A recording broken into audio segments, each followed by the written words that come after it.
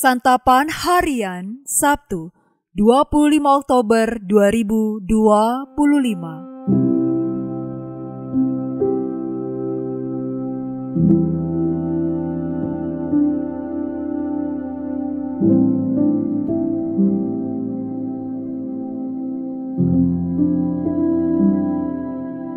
Inilah program Santapan Harian, sebuah program yang mengajak Anda menelusuri isi Alkitab, agar Anda menemukan makna firman Tuhan sesuai dengan konteksnya.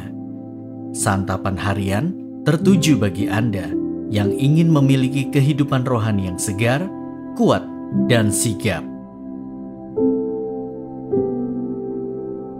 Hari ini kita akan membaca Bilangan pasalnya yang ke-31 ayat 25 hingga ayatnya yang ke-54. Namun kita akan membacanya pada ayat 25 hingga ayatnya yang ke-30. Sebelumnya, mari kita berdoa. Alkitab, di dalamnya kami mengenal cinta, kasih, pengampunan, dan damai-Mu ya Allah. Kini kami akan merenungkan perbuatan kasih-Mu serta melakukan segala ketetapan-Mu di dalam kebenaran firman-Mu. Di dalam terang firman-Mu Sang Kristus Yesus, kami memohon. Amin. Bilangan 31 ayat 25-30. Tuhan berfirman kepada Musa, "Engkau Imam Eleazar dan kepala-kepala kaum keluarga umat, hitunglah jumlah rampasan yang telah diangkut, baik manusia maupun hewan. Lalu kamu harus membagi rampasan itu menjadi 2 bagian, untuk pasukan bersenjata yang telah keluar berperang, dan untuk segenap umat. Dari para prajurit yang keluar bertempur itu, engkau harus mengkhususkan upeti bagi Tuhan. 1 dari setiap 500 manusia, lembu, keledai maupun kambing domba. Engkau harus mengambilnya dari bagian yang setengah itu, yang telah mereka peroleh, lalu menyerahkannya kepada Imam Eleazar sebagai persembahan khusus bagi Tuhan. Tetapi dari bagian yang setengah lagi untuk orang Israel, engkau harus mengambil 1 dari setiap 50 manusia, lembu, keledai, kambing domba maupun segala hewan lain, lalu menyerahkan semuanya kepada orang Lewi yang bertugas di kemah suci Tuhan."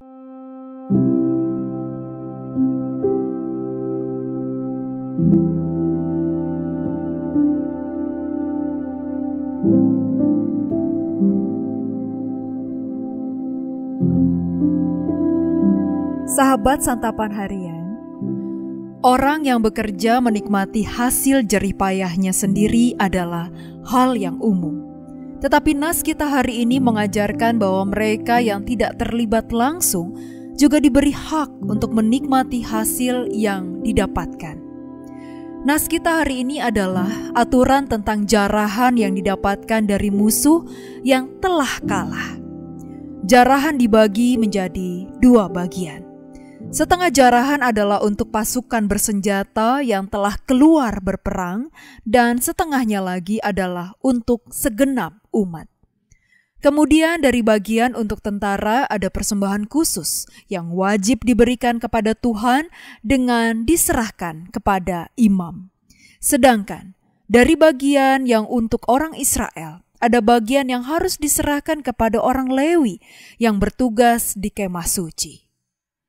Dengan demikian, kita melihat bahwa hasil jarahan yang didapatkan tidak hanya diberikan kepada pasukan bersenjata yang berperang dan terlibat langsung, tetapi juga kepada orang Israel yang tidak terlibat langsung, dan juga kepada para imam serta orang Lewi yang melayani Tuhan.